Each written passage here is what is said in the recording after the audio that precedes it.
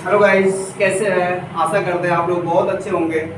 और आज हम आप लोगों के लिए दो चर वाले रैखिक समीकरणों के कुछ क्वेश्चंस लेके आया हूं, जिसमें आप वैसे जानते हैं दो चर वाले रैखिक समीकरणों को हल करने के लिए चार विधियों का प्रयोग किया जाता है।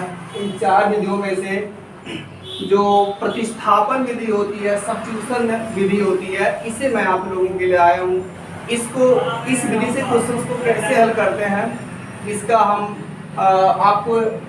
आपके सामने वर्णन करने वाले हैं, कैसे इसको हल किया जाता है। तो चलते हैं क्वेश्चन में। पहला क्वेश्चन आपका है x + y = 14, समीकरण नंबर 1। और दूसरा x - y = 4, समीकरण नंबर 2। आप देखते हैं यहाँ पे ये दो समीकरण दिए गए हैं। अब इन दोनों समीकरणों को हमें प्रतिस्थापन विधि या सब्स्टिट्यूशन मेथड से हल करना। तो इसके लिए हम दोनों में से कोई भी समीकरण ले सकते हैं। किसी भी आप समीकरण को लीजिए और उसमें से x या y का मान प्राप्त कीजिए। और हाँ, ये ध्यान देने की बात है, जिस समीकरण से मान लिया जाता है x और y का मान, उस समीकरण में उसको नहीं बल्कि किसी अगले समीकरण में उस मान को रखा जाए। जैसे मैं समीकरण नंबर 1 से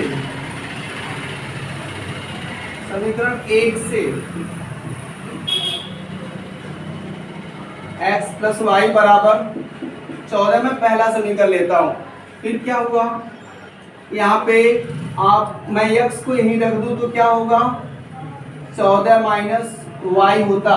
अब ये समीकरण 1 से x का मान आया, इस x के मान को हम अगले समीकरण मतलब दूसरे समीकरण में रखेंगे। तो आप कह सकते हो x का मान समीकरण 2 में रखने पर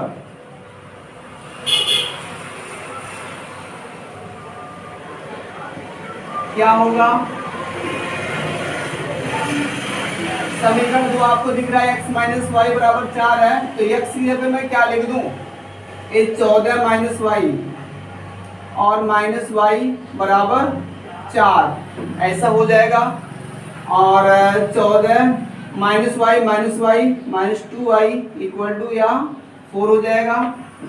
फिर यहाँ पे -2y को यहीं रखते हैं, ये 4 और ये आपका 14 उधर जाता तो -14 होता। फिर -2y और 14 में से माइनस करेंगे तो माइनस का वैल्यू ज़्यादा नंबर बड़ी है, इसलिए माइनस। फिर इसमें से इसको माइनस करिए, 10 आएगा।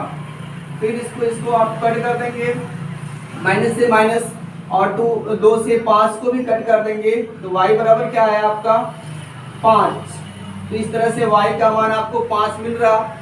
अब इस y का मान इन दोनों में से किसी भी समीकरण में रख करके आप x का मान निकाल सकते हो। तो y का मान हम समीकरण 1 में रखने पर या 2 में रख सकते हैं। y का मान समीकरण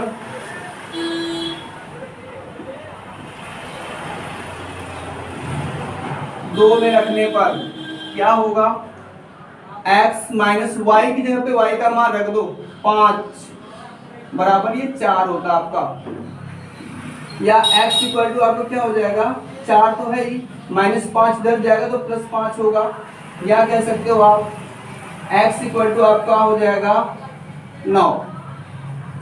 तो इस तरह से आप कह सकते हैं कि आपका आंसर क्या आया, x = 9 और y = 5। तो इस तरह से हमने आपको प्रतिस्थापन विधि से इस समीकरण को हल करने का तरीका बताया।